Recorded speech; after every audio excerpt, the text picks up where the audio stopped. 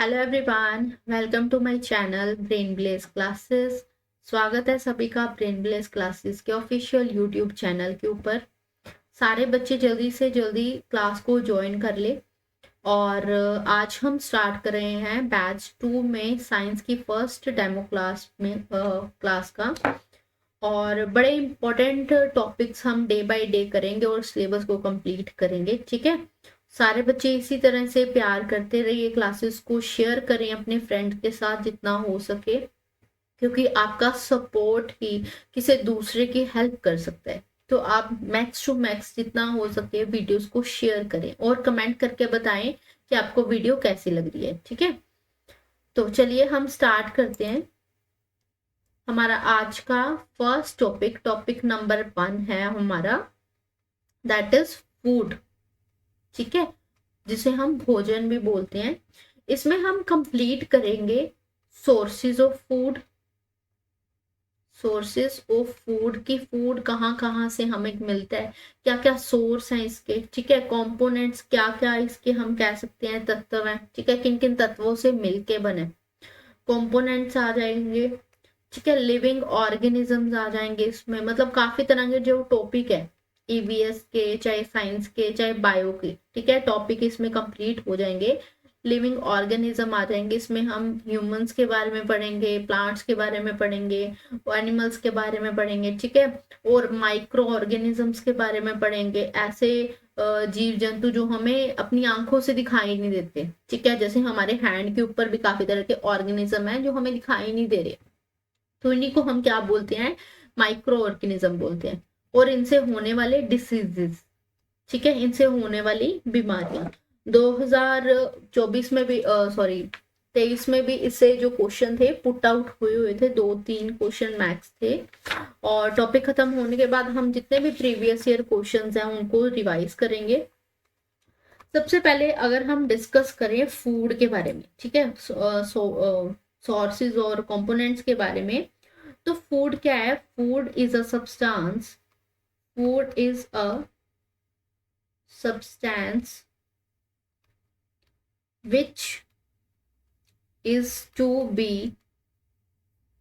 which is to be incorporated into body tissues to provide nutrients। ठीक है, food क्या है? फूड एक ऐसा सब्सटेंस है जो हमारी बॉडी में टिश्यूज को चाहिए ताकि जो भी पौष्टिक तत्व है हमारी बॉडी को मिल सके। ठीक है, उन्हें हम क्या बोलेंगे? फूड बोलेंगे। तो फूड हमारे लिए जरूरी है। और इनमें जो हमने न्यूट्रिएंट्स की बात करी, ठीक है, ये न्यूट्रिएंट्स कौन कौन से न्यूट्रिएंट्स है? सबसे पहले तो है कार्बोहाइड्रेट्स, कार्बोहाइड्रेट्स।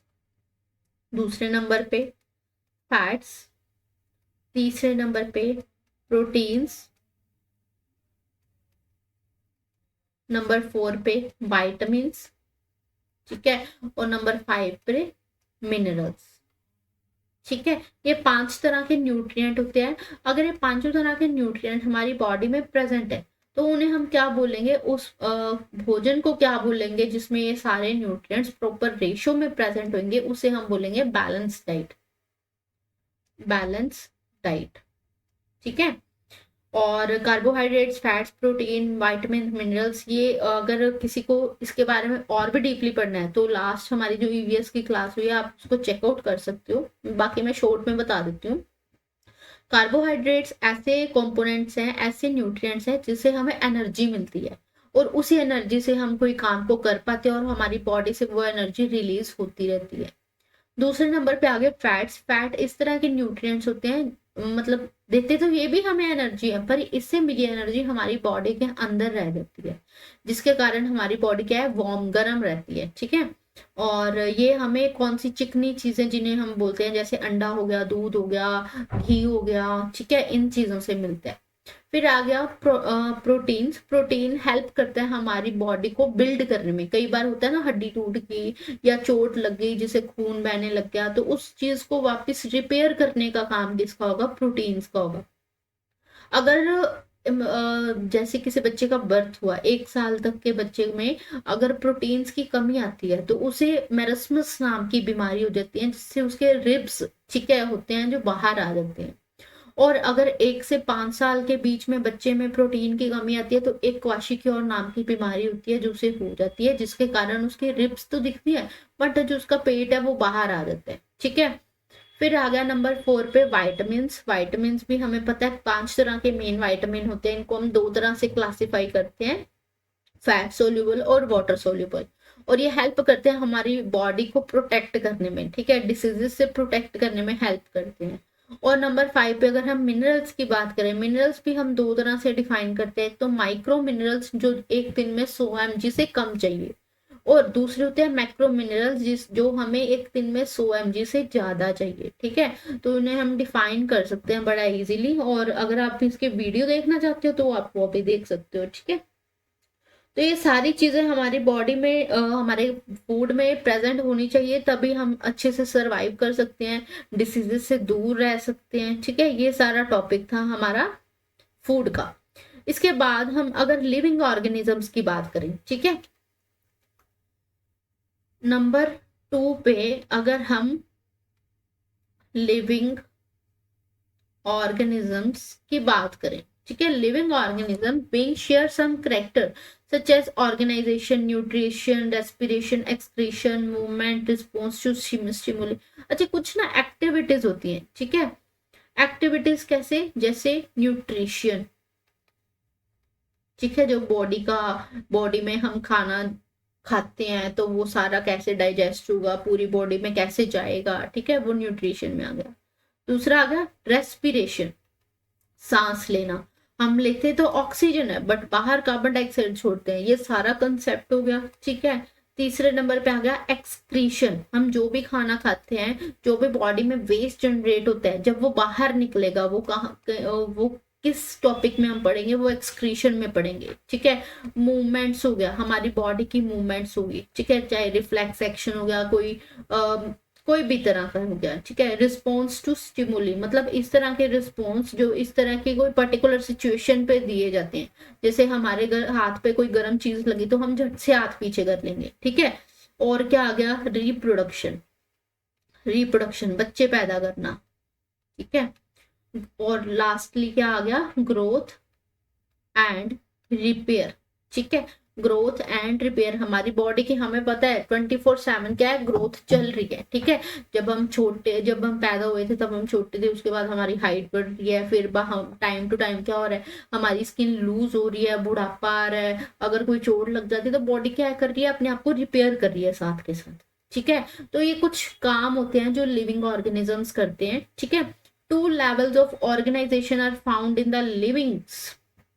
ठीक है, इसके अलावा जो लिविंग ऑर्गेनिज्म है और क्या करते हैं, ऑर्गेनाइज करते हैं, ऑर्गेनाइजेशन करते हैं। ठीक है, ये ऑर्गेनाइजेशन 2 तरह की होती है। पहली हम बात करें, ये आ गया लोअर लेवल ऑफ ऑर्गेनाइजेशन। ठीक है, और दूसरे में आ गया हायर लेवल ऑफ ऑर्गेनाइजेशन। ठीक है, ऑर्गेनाइजेशन मतलब किस तरह से हम चीजों को संगठित करते हैं, उन्हें मेंटेन करने के लिए काम करते हैं। ठीक है, तो ये 2 तरह के ऑर्गेनाइजेशन हमारे पास हो जाएंगे, एक तो लोअर लेवल ऑर्गेनाइजेशन हो जाएगा और दूसरा हायर लेवल ऑर्गेनाइजेशन हो जाएगा। ठीक है, और अगर हम बात करें hierarchy of lower level of organisation include, ये हमारे पास क्या आ जाएगा, मोलर लेवल, सेलुलर लेवल। अगर हम बात करें सबसे पहले, ठीक है, ये आ जाएगा मोलर लेवल, मोलिक्यूलर। ठीक है, फिर सेल्यूलर। ठीक है, फिर टिश्यूज। ठीक है, फिर ऑर्गन्स लेवल आ गया। ठीक है, इन सभी को ऑर्गेनाइज करा हुआ है। फिर आ गया ऑर्गेनिज्मिक, ऑर्गेनिज्मिक, तो ये लेवल्स आ गए कि कैसे लोअर लेवल में ऑर्गेनाइजेशन होते हैं। अगर हम बात करें the important molecules of life are carbohydrates. ठीक है, कौन कौन से मॉलिक्यूल्स है जो इम्पोर्टेंट होते हैं, पहला हो गया carbohydrates, lipids, proteins, nucleic acid and water. ठीक है, ये हो गया मॉलिक्यूलर्स का। दूसरे नंबर पे आगे सेल्स पे, cell is the smallest structure and the functional unit of living being. अगर पूछा जाए ना सबसे स्मॉलेस्ट यूनिट कौन सी है ह्यूमन बॉडी में, तो वो है सेल। सेल को ही कंबाइन कर दिया जाए तो उससे क्या बन जाता है, टिश्यूज। टिश्यूज को कंबाइन किया कर दिया जाए तो उससे क्या बन जाता है, ऑर्गन बन जाते हैं। ठीक है, इस तरह से ये सारा जो काम है वो चलता है। different tissue performing a particular set function constitute an organ. Each individual is an the organization of different organ system। ठीक है, ऑर्गेनाइजेशन में क्या होता है, हर तरह के, जैसे एक अगर आप लगाएं कि किडनी में, ठीक है, तो किडनी में क्या होता है, वाटर जो एक्सेसिव वाटर होता है वो हमारी किडनीज में जाता है, वहां से क्लीन होता है, तो वहां से यूरिन एक तरफ हो जाता है और जो भी लिक्विड बचता है वो एक तरफ हमारी बॉडी में वापस चला जाता है। तो ये एक ऑर्गन का काम हो गया। एक ऑर्गन में कितना ऑर्गेनाइजेशन हो रखा है। ठीक है, और वही हम बात करें, each individual is an organisation of a different organ. जो हर इंडिविजुअल है वो हर ऑर्गन क्या करता है, उसका ऑर्गेनाइजेशन करता है। अगर हम प्लांट्स की बात करें तो प्लांट्स हैव 2 ऑर्गन सिस्टम। ठीक है, अगर हम प्लांट्स की बात करें, प्लांट्स में भी क्या है, 2 ऑर्गन सिस्टम है। एक तो शूट सिस्टम है, ठीक है, एक तो शूट सिस्टम है और दूसरा रूट सिस्टम है। ठीक है, एक शूट हो गया जो मिट्टी के ऊपर वाला सारा, ठीक है, और रूट हो गया मिट्टी के नीचे वाला सारा, रूट सिस्टम। ठीक है, 2 तरह के सिस्टम ऑर्गेनाइजेशन में, प्लांट ऑर्गेनाइजेशन में 2 तरह के सिस्टम होंगे, एक तो शूट सिस्टम हो गया और दूसरा रूट सिस्टम हो गया। और उधर हम बात करें हायर लेवल ऑफ ऑर्गेनाइजेशन की, higher level of organisation include interaction of individual of different species among themself in environment. ठीक है, मतलब हम अपने आप को इन्वायरमेंट में किस तरह से इंटरेक्ट करेंगे, वो सारी चीजें हायर लेवल ऑफ ऑर्गेनाइजेशन में आ जाएंगी। Different level of organisation are the population level. ठीक है, सबसे पहले क्या आ गया, पॉपुलेशन लेवल आ गया। ठीक है, फिर क्या आ गया, बायोटिक कम्युनिटी आ गया, बायोटिक कम्युनिटी लेवल आ गया। ठीक है, फिर उसके बाद बायोस्फीयर आ गया, बायोस्फीयर आ गया। ठीक है, इस तरह से ये जो ऑर्गेनाइजेशन है वो चलेगा।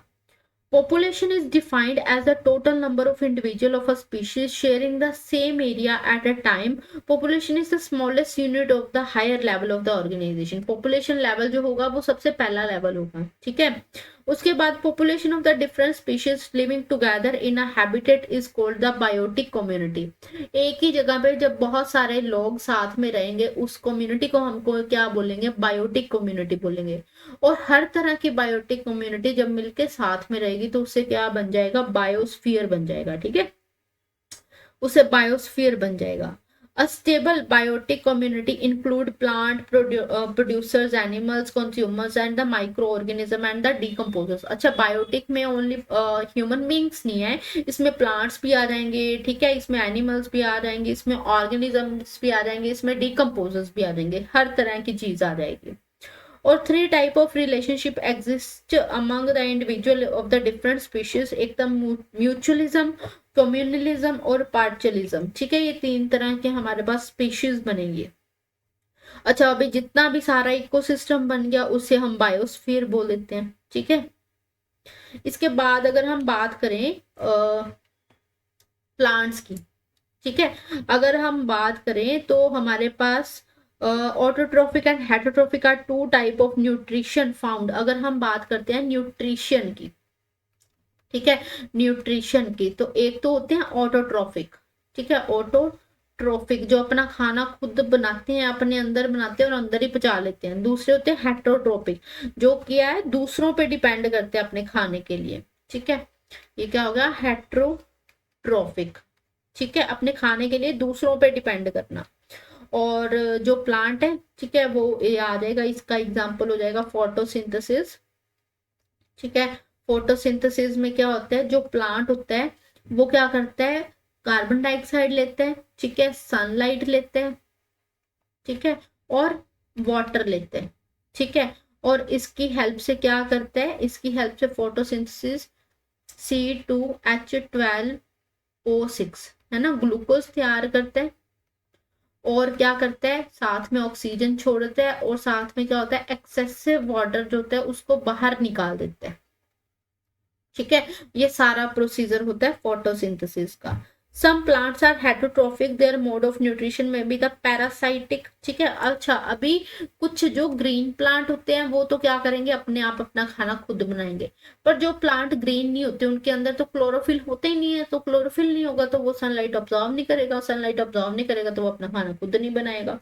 तो कुछ प्लांट क्या होते हैं, पैरासाइटिक होते हैं। ठीक है, परजीवी होते हैं जो दूसरों पे मतलब जिंदा रहने के लिए दूसरों पे डिपेंड करते हैं, जैसे जुएं होगी या इस तरह के कुछ प्लांट हो गए, जैसे अमरबेल होगी जो दूसरे के ऊपर गिर के अपने आप को क्या करती है, सरवाइव करवाती है। ठीक है, दूसरा आ गया सेफ्रोफिटिक। सेफ्रोफिटिक जो गले सड़े जीवों पे डिपेंड करते हैं। फिर आ गया सिम्बोटिक। ठीक है, और कुछ इंसेक्टिवोरस भी होते हैं, जैसे पिक्चर प्लांट हो गया, प्लांट इंसेक्ट्स को ही खा जाते हैं। ठीक है, जैसे पिक्चर प्लांट हो गया। ग्रीन प्लांट तो वही हमने बात करी कि वो अपना खाना खुद सिंथेसाइज करके सनलाइट के प्रेजेंट में अपना खाना खुद बनाते हैं और वाटर मिनरल अब्सॉर्ब करते हैं रूट्स की हेल्प से। और process of nutrition of animal include, अच्छा अगर हम बात करें न्यूट्रिशन, न्यूट्रिशन इन एनिमल्स में, ठीक है, एनिमल्स में अगर हम न्यूट्रिशंस की बात करते हैं तो सबसे पहले कौन सी प्रोसेस होती है, सबसे पहले इंजेक्शन होता है, अपने फूड में खाना मुंह में खाना रखा जाता है। ठीक है, दूसरे नंबर पे क्या होगा, मुंह में खाना रखेंगे, चबाएंगे, पेट के अंदर लेके जाएंगे, पेट क्या करेगा, डाइजेस्ट करेगा, तो दूसरा क्या होगा, डाइजेशन। ठीक है, फिर क्या होगा, अब्जॉर्प्शन, जो खाना हमने खाया वो बॉडी क्या करेगी, अब्जॉर्ब करेगी, उस प्रोसेस को क्या बोलेंगे, अब्जॉर्प्शन। ठीक है, फिर क्या होगा, असिमिलेट, जो भी खाना खाया है उसको अब्जॉर्ब करने के बाद पूरी बॉडी में मिक्सअप कर देना। ठीक है, पूरी बॉडी सेल्स के अंदर जब चला जाता है उसे हम क्या बोलते हैं, असिमिलेशन बोलते हैं, एक हो जाना। ठीक है, और नंबर 5 पे क्या होगा, जो एक्स्ट्रा चीजें होंगी, एक्स्ट्रा चीजें होंगी वो क्या हो जाएंगी, इजेक्ट हो जाएंगी, तो यहाँ से क्या हो जाएगा, इजेक्शन हो जाएगा। ठीक है, digestive enzymes of man are amylase. अच्छा, जो मेन एंजाइम्स है उसके नाम मैं बता देती हूँ। एंजाइम्स जो हेल्प करते हैं फूड को डाइजेस्ट करने में, सबसे पहले तो आ गया एमलेज। ठीक है, ये खाने वाला लेज नहीं है, ये एमलेज मतलब फूड डाइजेस्ट करने में हेल्प करता है। दूसरा आ गया लिप्से, तीसरा आ गया पैप्सिन। ठीक है, और नंबर 4 पे आ गया ट्रिप्सिन।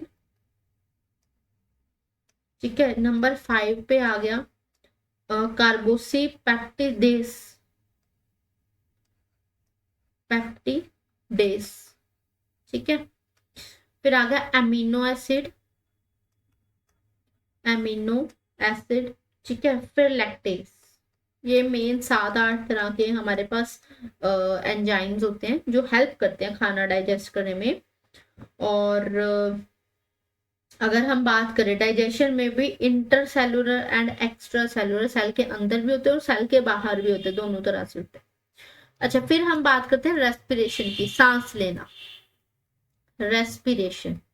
ठीक है, respiration is the process breaking down of glucose और the fructose in the presence of free oxygen to release energy. Respiration क्या होता है, ह्यूमन क्या करता है, अपने अंदर क्या करता है, ऑक्सीजन को भरता है, ऑक्सीजन क्या करती है, ग्लूकोज को ब्रेक डाउन कर देती है, ग्लूकोज को ब्रेक डाउन करना। ठीक है, ब्रेक डाउन करके और एक्स्ट्रा जो कार्बन होगी और ऑक्साइड के साथ ये बाहर आ जाती है। ठीक है, to produce young ones of their own in the fundamental characteristics of living organism. ठीक है, इसके बाद क्या आता है, रिप्रोडक्शन आती है, रिप्रोडक्शन। ठीक है, इसमें क्या होता है, इसमें जो ह्यूमन बींग्स है अपने यंग वंस, अपने बच्चे पैदा करते हैं। ठीक है, यंग वंस प्रोड्यूस करते हैं।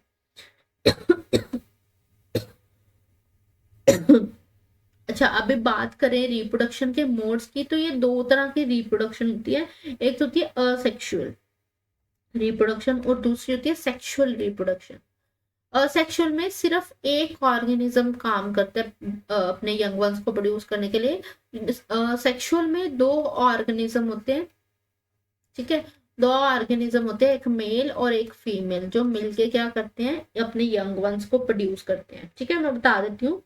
Asexual reproduction involve single parent, इसमें सिंगल पेरेंट होता है, and it's without the fusion of male and female gametes. ठीक है, इसमें कोई भी फ्यूजन नहीं होता। Asexual reproduction is very common in plants, ये सेल किस में होती है, ये प्लांट्स में होती है। ठीक है, और it is also called vegetative propagation. ठीक है, इसको वेजिटेटिव प्रोपगेशन भी बोलते हैं। ठीक है, वेजिटेटिव प्रोपगेशन भी इसको बोला जाता है। Vegetative propagation occur through the runner, tuber, rhizomes, corms, bulb, corns, leave and offset. मतलब ये किसी भी प्लांट में हो सकती है, वो सारी चीजें दे रखी हैं। Taking clue for vegetable propagation, experts have developed different method of the artificial propagation। मतलब काफी तरह के साइंटिस्ट ने आर्टिफिशियल प्रोपगेशन के लिए मेथड्स निकाले, जैसे कटिंग हो गया, ग्रिफ्टिंग हो गया, लेयरिंग हो गया, टिश्यू कल्चर हो गया। ठीक है, ये सारी चीजें होगी। और दूसरी तरफ बात करें सेक्सुअल रिप्रोडक्शन की, is through the fusion of male and female gametes. In plants flower have the reproductive parts, most of plants have the hermaphrodite flowers. The male gametes are formed in the pollen scars or the pollen grains. The female gametes are formed in the ovaries। ठीक है, जो female gametes होते हैं, ठीक है, और जैसे eggs हो गए, ये कहाँ पे बनते हैं, ये ओवरीज में बनते हैं। और जो मेल गैमेट्स होते हैं, ये पोलन सैक में बनते हैं, प्लांट्स की अगर बात करें तो। ठीक है, pollination is either through wind और इंसेक्ट। जो प्रोसेस होती है ये कोई तेज हवा चलने के कारण भी हो सकता है, या कोई इंसेक्ट के थ्रू भी हो सकता है। ठीक है, प्लांट अपने आप नहीं ये कर सकता। After fertilisation the ovule develops into a seed. ठीक है, जो ओवल होता है वो सीड में डेवलप होता है, फिर सीड फर्दर क्या होता है, जब ग्रो करेगा वो नया प्लांट बन जाएगा। अगर हम बात करें in animal, sexual reproduction is through the fission of the budding and the fermentation, or sexual reproduction in animal through the participation of male and female reproductive organ, हमें पता ही है। The first step of the sexual reproduction is fusion of the sperm and egg। ठीक है, sperm क्या है, male gamete है, और egg क्या है, फीमेल गैमेट है। इन दोनों का जब फ्यूजन होता है उस प्रोसेस को क्या बोला जाता है, फर्टिलाइजेशन बोला जाता है। ये इंटरनल भी हो सकती है, ये एक्सटर्नल भी हो सकती है। और फर्टिलाइज्ड एग और zygote undergoes the cleavage to form an embryo. जो जाइगोट होता है, मतलब फर्टिलाइज्ड एग को हम जाइगोट बोलते हैं, जाइगोट क्या बनता है, एम्ब्रियो बनता है, और एम्ब्रियो से फर्दर क्या है, बेबी बनता है। ठीक है, ये सारी चीजें हमारी जो है वो कंप्लीट होगी। अभी हमारा रह गया माइक्रो ऑर्गेनिज्म और डिसीजेस। ठीक है, वीडियो काफी लेंथी हो जाएगी, तो हम क्या करेंगे, कल की जो क्लास होगी उसमें माइक्रो ऑर्गेनिज्म भी कंप्लीट कर देंगे, और डिसीजेस का जो टॉपिक है वो भी कंप्लीट कर देंगे। और जो भी क्वेश्चन आए हुए हैं, ठीक है, जो भी क्वेश्चन प्रीवियस ईयर आए हुए हैं उनको भी हम साथ में कवर करेंगे। ठीक है जी, वीडियो कैसी लगी कमेंट करके जरूर बताना। सारे बच्चे मैक्स टू मैक्स अपने फ्रेंड्स के साथ शेयर करो, जिनका भी मैथ साइंस कॉम्बिनेशन है वो आपके लिए बहुत हेल्पफुल होने वाला है ये वीडियो। ठीक है, तो फूड वाले में आज हमने एक तो कंपोनेंट्स और सोर्सेज खत्म कर दिए। ठीक है, दूसरा ह्यूमन बींग्स का जो भी कंसेप्ट था वो हमने देख लिया। अभी हम कल की क्लास में माइक्रो ऑर्गेनिज्म पढ़ेंगे, और डिसीजेस के बारे में पढ़ेंगे, और एक्स्ट्रा क्वेश्चंस है वो भी देखेंगे। अभी तक अगर किसी ने चैनल को सब्सक्राइब नहीं किया, सब्सक्राइब कर दो, वीडियो को फटाफट से लाइक कर दो, शेयर कर दो, और कमेंट करके जरूर बताओ कि वीडियो कैसी लगी। और अगर कोई बच्चा पेड बैच को परचेज करना चाहता है तो नीचे दिए गए नंबर पे वो कांटेक्ट कर सकते हैं। ठीक है, और आपको वहाँ पे सारी रिकॉर्डेड क्लासेस मिल जाएंगी, टेस्ट सीरीज मिल जाएंगी। ठीक है, और डाउट सेशंस मिल जाएंगे, ये सारा कुछ आपको प्रोवाइड करवाया जाएगा। और अगर किसी ने अभी तक फ्री व्हाट्सएप ग्रुप को ज्वाइन नहीं किया, फ्री व्हाट्सएप ग्रुप को जरूर ज्वाइन करने। मिलते हैं नेक्स्ट वीडियो में, तब तक बाय बाय टू ऑल।